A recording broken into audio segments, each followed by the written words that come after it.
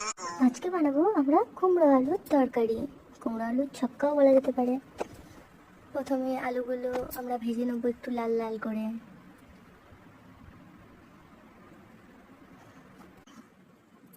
ওদিকে আমার পুচকু পাপা হাই উঠছে,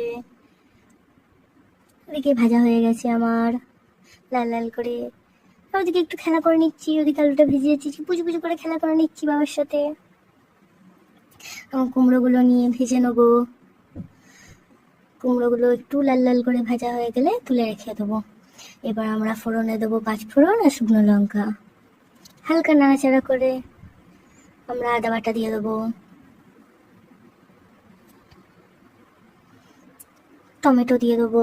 টমেটো কুচিগুলোকে একটু হালকা নাড়াচাড়া করে যখন নরম হয়ে আসবে তখন আমরা দিয়ে দেবো হলুদ, আস্তে আস্তে গুঁড়ো মশলা, জিরে গুঁড়ো, ধনে গুঁড়ো, কাশ্মীরি লঙ্কা গুঁড়ো, সমস্ত মশলা দিয়ে এবার আমরা আস্তে আস্তে করে কষিয়ে নেবো।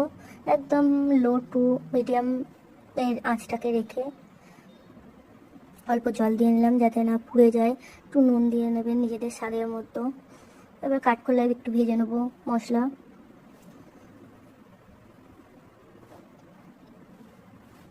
একটু ভাজা মশলা করে নেবো, শুকনো লঙ্কা জিরে একটু ভেজে নিয়ে সাইডে রেখে নেবো যতক্ষণ না জুড়াচ্ছে, তারপর মিক্সারে ঘুরিয়ে নেবো।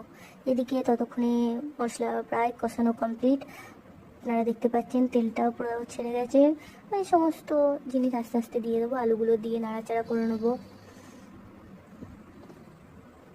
এদিকে আমার জুড়িয়ে গেছে, বেটে নিলাম মশলাটা। এদিকে আলুটা অল্প সেদ্ধ হয়ে উঠেছে, ফুটে গেছে। তখন আমি দিয়ে সব কিছু দিয়ে কুমড়ো দিয়ে ভাজা মশলাটাকে দিয়ে অল্প নাড়াচাড়া করে নেবো। আর একটু সেদ্ধ হওয়া পর্যন্ত অপেক্ষা করব। একটু অল্প করে ঘি দিয়ে দেবো। আপনারা যদি ঘিটা না ভালোবাসেন স্কিপও করতে পারেন, কিন্তু ঘিটা দিলে একটা আলাদা টেস্ট হয়।